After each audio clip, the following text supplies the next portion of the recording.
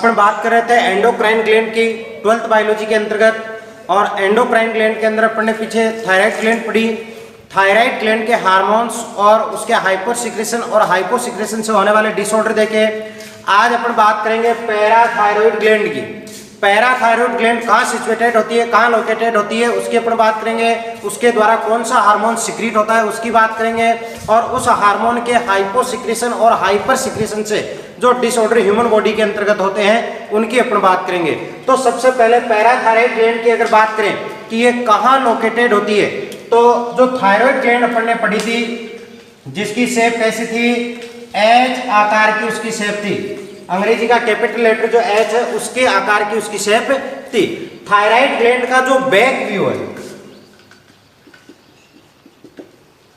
Thyroid gland का जो back view है, पीछे का भाग या डोर्सल पार्ट उसका जो है, थायराइड ग्लैंड का जो डोर्सल व्यू है या बैक व्यू जो है, पीछे का पार्ट पृष्ठ भाग, उस पृष्ठ भाग के ऊपर थायराइड ग्लैंड के दोनों लोब के ऊपर दो की संख्या में दाल के दाने के समान स्ट्रक्चर उपस्थित होती है जिसको अपन बोलते हैं पैराथायरॉइड ग्लैंड।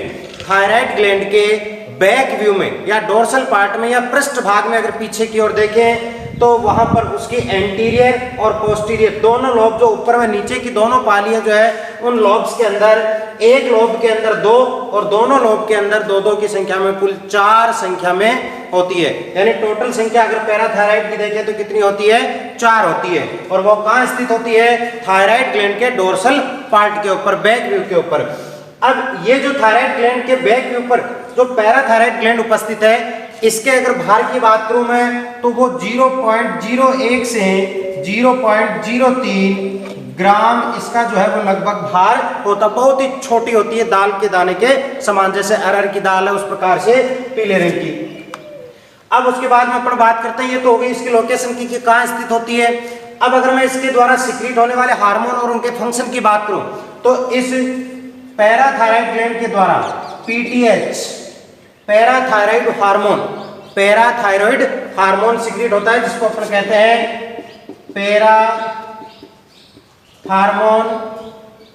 पैराथार्मोन या कोलिप का हार्मोन। पैराथायराइड ग्रंथि के द्वारा सिक्रीट होने वाले हार्मोन को कहते हैं पैराथार्मोन या कोलिप का हार्मोन। अब इसके अगर फंक्शन की बात करें, पैराथायराइड ग्रंथि से सिक्रीट होने वाले पैराथार्मोन के फंक्शन की अगर बात करें तो इसका फंक्शन जो है वो बॉडी से फॉस्फेट का उत्सर्जन करवाना, फॉस्फेट आयन जो है उनको शरीर से बाहर की ओर निष्कासित करना। दूसरा, जो कैल्शियम आयन है उनका बॉडी में, यानी कैल्शियम आयन जो है उसका पुनः अवशोषण, रीएब्जॉर्प्शन करवाना, फॉस्फेट आयन का उत्सर्जन करना और कैल्शियम आयन जो है उसका क्या करवाना, पुनः अवशोषण। यानी वृक्क और आंत्र से, किससे पुनः अवशोषण करवाता है, आंत्र एवं वृक्क, किडनी से, इंटेस्टाइन और किडनी से जो है वो कैल्शियम आयनों का पुनः अवशोषण करवाना, फॉस्फेट आयन का उत्सर्जन करना और कैल्शियम आयन का क्या करना, रीएब्जॉर्प्शन, पुनर्अवशोषण। इसका मतलब अपन को ये पता चल गया कि ये जो आपके पैराथायराइड हार्मोन है वो क्या करता है, बॉडी के अंदर जो कैल्शियम का लेवल है, किसके अंदर, ब्लड के अंदर, ब्लड में कैल्शियम लेवल को क्या करता है, इंक्रीज करता है। ब्लड में कैल्शियम लेवल को क्या करता है, इंक्रीज करता है। अब अपन इसको क्या कह सकते हैं, हाइपर कैल्शियमिक हार्मोन है। ये किस प्रकार का हार्मोन है, हाइपर कैल्शियमिक हार्मोन है। और जबकि जो पैराफोलिकुलर सेल्स थी थायराइड ग्लैंड के अंदर, अपन ने पढ़ा था फॉलिकल सेल्स के बीच में जो उपस्थित सेल है उनको पैराफोलिकुलर सेल्स या सी सेल्स अपन ने कहा था। और उनके द्वारा थायरोकैल्सिटोनिन, टीसीटी जो हार्मोन है वो सिक्रीट होता है, थायरोकैल्सिटोनिन। थायरोकैल्सिटोनिन क्या कर रहा था, कैल्शियम के लेवल को कम कर रहा था। जो कैल्शियम था उसको क्या कर रहा था, कम कर रहा था, और ये क्या कर रहा है, आपके पैराथार्मोन कैल्शियम के लेवल को बढ़ा रहा है। इसका मतलब टीसीटी और पैराथार्मोन जो है वो एक दूसरे के एंटागोनिस्ट के विपरीत कार्य कर रहे हैं और ब्लड के अंदर, बॉडी के अंदर कैल्शियम को क्या करते हैं, रेगुलेट करते हैं। इस प्रकार अपन कर सकते हैं कि पैराथार्मोन जो है वो भी क्या कर रहा है, फॉस्फेट आयन और कैल्शियम आयन को शरीर के अंदर क्या कर रहा है, रेगुलेट कर रहा है, बॉडी के अंदर रेगुलेट कर रहा है। अब ये कैल्शियम आयन जो है वो हमारे न्यूरल जो फंक्शन है, जो तंत्रिकी आवेग है, दूसरा आपके जो मसल्स कॉन्ट्रैक्शन है, पेशियों का संकुचन प्रसारण है, तो उन सभी कार्यों के अंदर इसका फंक्शन होता है। कैल्शियम जो है वो काम में आता है, यानी हमारी बॉडी के लिए बहुत ही इंपॉर्टेंट क्या है, आयन है कैल्शियम। तो कैल्शियम की अधिकता और कमी, जो इसका कमी और एक्सेस है, अधिकता, वो दोनों हमारे शरीर के लिए घातक भी है। वैसे ये एक प्रॉपर क्वांटिटी के अंदर हमारी बॉडी में होना चाहिए।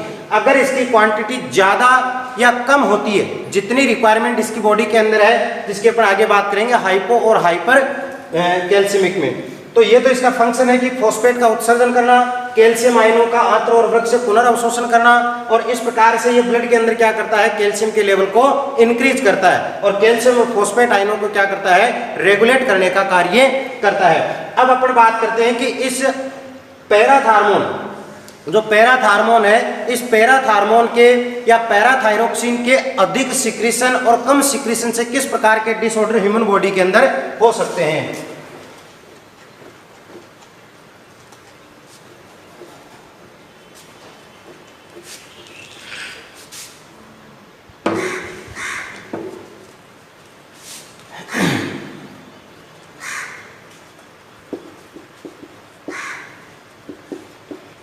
पैराथार्मोन, पैराथार्मोन का यदि इसका सिक्रीशन बच्चों के अंदर कम हो, चाइल्ड यानी बच्चे के अंदर यदि पैराथायरोक्सिन हार्मोन का सिक्रीशन कम हो, तो ऐसी स्थिति के अंदर क्या होगा, पैराथायरोक्सिन क्या कर रहा है, कैल्शियम के लेवल को बढ़ाता है और फॉस्फेट आयन को उत्सर्जित कर रहा था। तो यहाँ पर अगर पैराथायरोक्सिन हार्मोन का सिक्रीशन नहीं होगा तो कैल्शियम का लेवल क्या हो जाएगा, बच्चों के अंदर कम हो जाएगा, और फॉस्फेट आयन जो है, फॉस्फेट की क्वांटिटी क्या हो जाएगी, बढ़ जाएगी। अब अगर कैल्शियम की क्वांटिटी कम होगी, कैल्शियम की मात्रा ब्लड में कम होगी, तो कैल्शियम क्या करता है, हमारे न्यूरल एक्साइटेबिलिटी को बढ़ा देता है। जो न्यूरल एक्साइटेबिलिटी है, न्यूरल एक्साइटेबिलिटी यानी नर्व कोशिकाओं की जो उत्तेजनशीलता है, वो उत्तेजनशीलता बढ़ जाएगी, और न्यूरल एक्साइटेबिलिटी बढ़ने से, न्यूरल एक्साइटेबिलिटी के इंक्रीज होने से जो मसल्स है, जो पेशियां हैं, उन पेशियों के अंदर आपके अनायास वृद्धि होगी, यानी वो भी एक्साइटेड होगी, और पेशियों के एक्साइटेड होने से और न्यूरल एक्साइटेबिलिटी के कारण जो बच्चों के अंदर है स्पाज्म आते हैं, ऐंठन, स्पाज्म या ऐंठन, हाथों के अंदर और पैरों के अंदर जकड़न में ऐंठन शुरू हो जाती है, उसको अपन बोलते हैं स्पाज्म। अब देखो, इस प्रकार के डिजीज को अपन बोलते हैं हाइपोकैल्सिमिक टिटेनी, इसे कहते हैं टिटेनी, और ये किसकी कमी के कारण हो रहा है, कैल्शियम की कमी से, तो इसको अपन बोलते हैं हाइपोकैल्सिमिक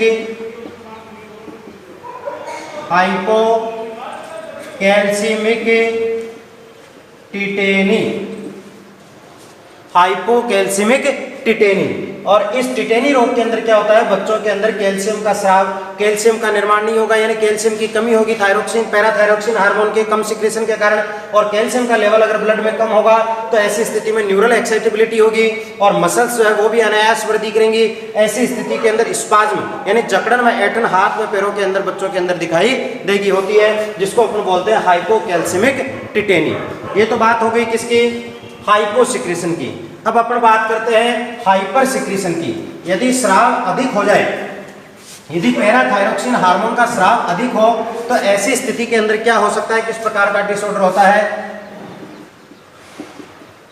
हाइपर सिक्रीशन,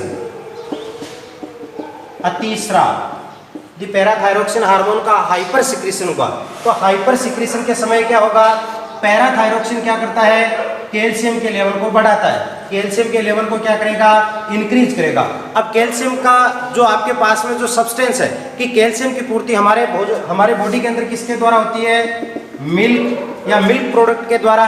तो आप वो भी ले रहे हो या नहीं भी ले रहे हो, तो ऐसी स्थिति में कैल्शियम तो आपकी बॉडी के अंदर है एक प्रॉपर क्वांटिटी के अंदर। जैसे यहाँ पर लिख देता हूँ मैं, 9 से 10 मिलीग्राम पर 100 ml ब्लड के अंदर, पर 100 ml ब्लड के अंदर आपके 9 से 10 मिलीग्राम जो है कैल्शियम की क्वांटिटी होनी चाहिए।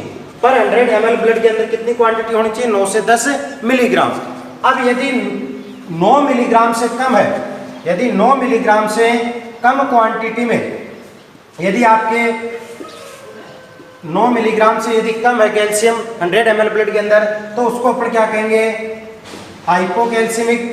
यदि 10 मिलीग्राम से ज्यादा है, यदि 10 मिलीग्राम पर 100 ml ब्लड में कैल्शियम की क्वांटिटी ज्यादा है इससे, तो ऐसी स्थिति को अपन बोलते हैं हाइपर सिक्रीशन या हाइपर कैल्सिमिक। तो ये अतिस्राव की स्थिति के अंदर क्या होगा? कैल्शियम का लेवल इंक्रीज होगा ब्लड के अंदर। कैसे? जैसे मान लो आपके ये जो पैराथायरोक्सिन है वो क्या करेगा? हमारी बॉडी के अंदर यदि कैल्शियम का रिजर्वायर या बैंक की बात करूं कि कैल्शियम का जो बैंक है जिसके अंदर सबसे अधिक मात्रा में कैल्शियम डिपॉजिट होता है या रिजर्वायर जिसको अपन बोल सकते हैं, वो आपके कौन है? बोन्स, अस्थियां। तो अस्थियों के अंदर जो कैल्शियम है उसको वो पैराथायरोक्सिन हार्मोन क्या करेगा? विघटित करना शुरू कर देगा और वहां से कैल्शियम को लेकर के, यानी बोन्स के अंदर जो कैल्शियम है इस कैल्शियम को वहां से निकाल करके किसके अंदर डालना शुरू कर देगा? ब्लड के अंदर डालना शुरू कर देगा। यानी बोन्स के अंदर जो आपका डिपॉजिट कैल्शियम है उस कैल्शियम को क्या करेगा? पैराथायरोक्सिन की क्वांटिटी बढ़ने पर ये पैराथ हार्मोन क्या करेगा? इन बोन्स से कैल्शियम को निकाल करके किसके अंदर डालेगा? ब्लड के अंदर डालेगा। और इस प्रकार की स्थिति को अपन बोलते हैं हाइपर कैल्सिमिक। जब बोन से आपके कैल्शियम निकल जाएगा, कैल्शियम की क्वांटिटी कम हो जाएगी, तो बोन्स के अंदर क्या हो जाएगा? बोन्स कोमल भंगुर हो जाएगी, यानी वो फ्लेक्सिबिलिटी नहीं रहेगी उनके अंदर, और वो कोमल भंगुर होने के कारण आसानी से टूट जाती है, ब्रेक हो जाती है, और हड्डियां क्या हो जाएंगी? कमजोर हो जाएंगी। हड्डियां क्या हो जाती है? कमजोर हो जाती है। इसको अपन बोल सकते हैं हाइपर कैल्सिमिक स्थिति। ऐसी स्थिति के अंदर क्या होता है कि बोन्स जब आपकी यहाँ से कैल्शियम का डिपोजिशन कम हो गया, वो भंगुर हो गई, उनके अंदर पिट्स बन गए, खोखली होना शुरू हो जाती है, तो वो खोखला भाग जो है बोन्स का, उसके अंदर फाइबर्स यानी रेशे बनना शुरू हो जाते हैं। उस खाली स्थान पर बोन के अंदर क्या निर्मित हो जाते हैं? रेशे बनना शुरू हो जाते हैं, फाइबर्स। उस डिजीज को अपन बोलते हैं ऑस्टियाइटिस, ऑस्टियाइटिस फाइब्रोजा सिस्टिका, ऑस्टियाइटिस फाइब्रोजा सिस्टिका, जिसके कारण बोन के अंदर रेशे या फाइबर बनना शुरू हो जाते हैं और आपकी बोन्स जो है वो क्या हो जाएंगी? कमजोर हो जाएंगी। तो यह हाइपर सिक्रीशन के कारण आपकी इस प्रकार की डिजीज होती है। यानी जब थायरोक्सिन, पैराथायरोक्सिन हार्मोन का ज्यादा स्राव होगा तो ऐसी स्थिति के अंदर जो बोन्स के अंदर जो आपका डिपॉजिट कैल्शियम है वो कैल्शियम क्या होगा? बाहर की ओर ब्लड के अंदर आएगा, वहां से डिपोजिशन को कम कर देगा, और ब्लड में जब आपके कैल्शियम का लेवल बढ़ जाएगा तो ब्लड में कैल्शियम का लेवल बढ़ने से, देखो ब्लड, ये जो कैल्शियम है, कैल्शियम आयन क्या है? +2 यहाँ पर लिखा हुआ है, यानी ये कैसा आयन है? Divalent cation. कैल्शियम क्या है? Divalent cation. और डाईवैलेंट कैटायन का जो है वो अवशोषण इतनी आसानी से नहीं होता, और कैल्शियम के अवशोषण के लिए बॉडी में किसकी आवश्यकता होती है? विटामिन डी की। बॉडी में कैल्शियम के अवशोषण के लिए किसकी आवश्यकता होती है? विटामिन डी की। विटामिन डी जो है वो आपके कैल्शियम का निर्माण नहीं करता है।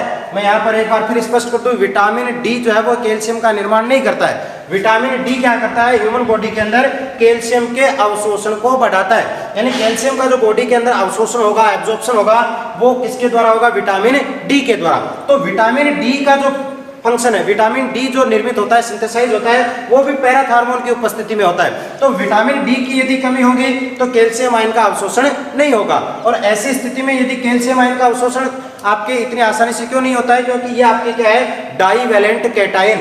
यहाँ पर देखो +2 लिखा हुआ है, डाईवैलेंट कैटायन।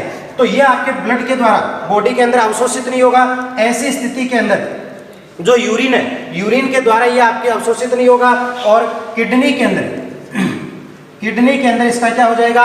डिपोजिशन हो जाएगा, और किडनी में इसका डिपोजिशन होने से क्या हो सकता है? स्टोन हो सकता है, पथरी हो सकती है। इसके अलावा जो सॉफ्ट टिश्यूज है, उन सॉफ्ट टिश्यूज के अंदर भी, कोमल आपके जो ऊतक है उनमें भी कैल्शियम का डिपोजिशन होगा, जिसको अपन बोल सकते हैं कैल्सिफिकेशन।